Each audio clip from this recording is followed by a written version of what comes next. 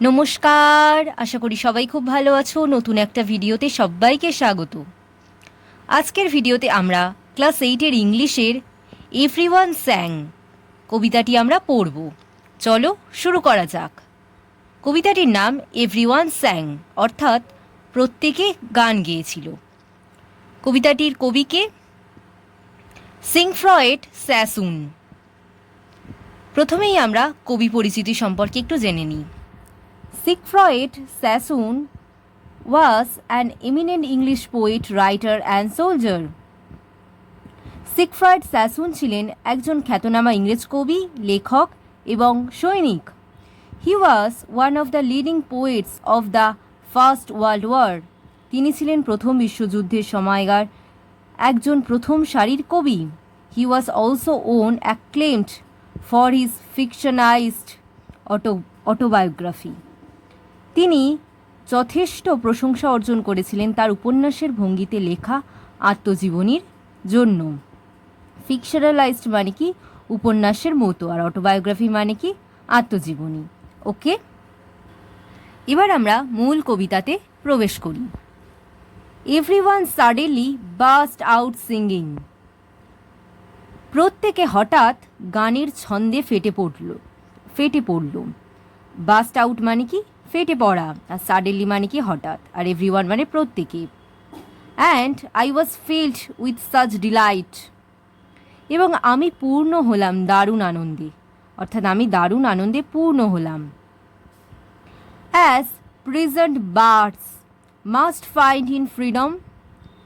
যেমন করে বন্দি পাখি তার মুক্তিতে আনন্দ পায়। Winging widely across the white orchards and dark green fields. Winging widely across the white orchards and dark green fields. পাগলের মতো সাদা আকাশে ডানা ঝাপটাতে ফলের বনে গাঢ় সবুজ মাঠে। On and out of sight. উড়ে বেড়াচ্ছে দৃষ্টির আড়ালে। তাহলে আরেকবার বলছি। Everyone suddenly burst out singing and I was filled with such delight as prisoned birds must find in freedom winging widely across the white orchards and dark green fields. On and out of sight. কি বলছে মানেটা? প্রত্যেকে আমরা হঠাৎ গানের ছন্দে ফেটে পড়ল এবং আমি পূর্ণ হলাম দারুণ আনন্দে, যেভাবে পাখি তার মুক্তিতে আনন্দ পায়। পাগলের মতো সাদা আকাশে ডানা ঝাপটাতে ফলের বনে গাঢ় সবুজ মাঠে উড়ে বেড়াচ্ছে দৃষ্টির আড়ালে। আউট অফ সাইট মানে কি দৃষ্টির আড়ালে যেভাবে উড়ে বেড়াচ্ছে। Everyone's voice was suddenly lifted. প্রত্যেকের গলা হঠাৎ চড়ে উঠল বা উচ্চস্বরে গেয়ে উঠল। And beauty came like the setting sun. অস্তাচলগামী সূর্যের মতো যেভাবে সৌন্দর্য আসে। My heart was shaken with tears and horror drifted away.